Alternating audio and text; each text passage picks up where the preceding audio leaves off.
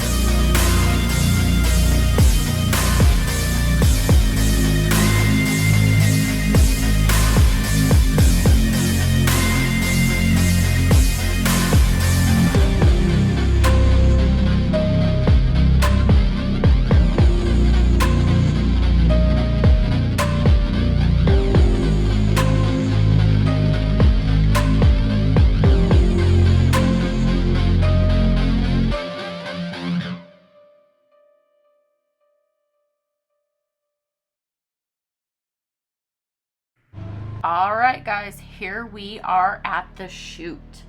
At the bottom, you can take a right and take the bypass, or you can take a left and head up this narrow, steep canyon called the chute. At the top, you can take a hard right and descend down the ridge, or you can take a left and head up a wall obstacle, which you'll see here in just a second.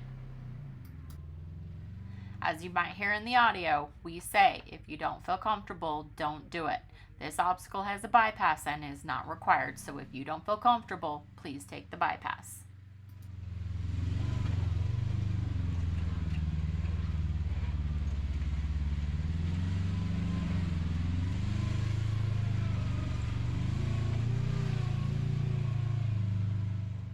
Here we are almost at the top.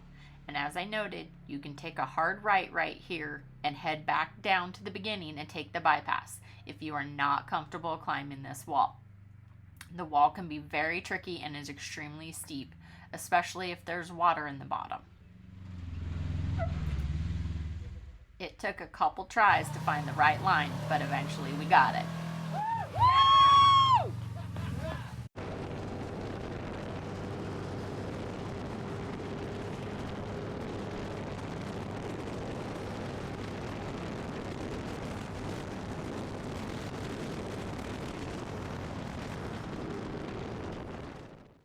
And here we are at Tilt-A-Whirl. We actually liked this obstacle so much we went up and ran it again. Here's a video of our second time coming down. And if you are using the Fun Treks book, you can see that there is a side road that will bypass Tilt-A-Whirl and the ledges that come after this if you do not want to do this obstacle.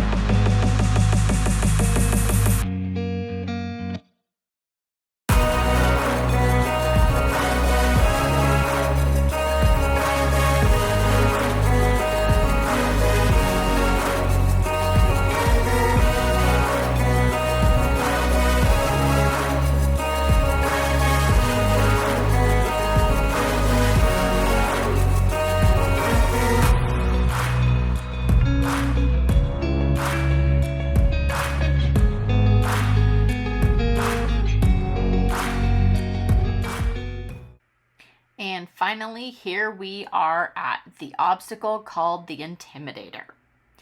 Again, if you do not want to do this obstacle, there is a bypass road that takes off before this and will come back around, and you can finish the trail without doing the Intimidator. This obstacle is not challenging in the sense of you have to climb up or down something. This obstacle is exactly like it sounds. It's intimidating because as you come around the rock, you have to put your driver's side tire up and it tips you to the passenger side, and you get a really great look of that ravine down there. If this obstacle intimidates you, take the bypass road and it will connect just past the Intimidator and you can finish the trail. This is the final major obstacle on Flat Iron Mesa, and once you get around the Intimidator, the road becomes far less challenging, and at some sections actually becomes easy and heads out on the road. Hope you enjoyed this video.